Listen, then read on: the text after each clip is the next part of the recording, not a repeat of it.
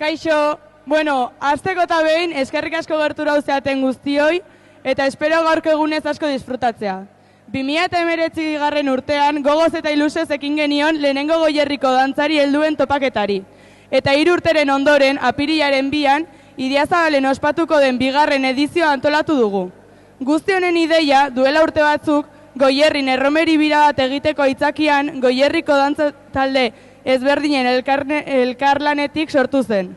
Ekimen honen baitan, dantza taldeon harremana indartu eta dantza sustatzea izan ditugu helburu.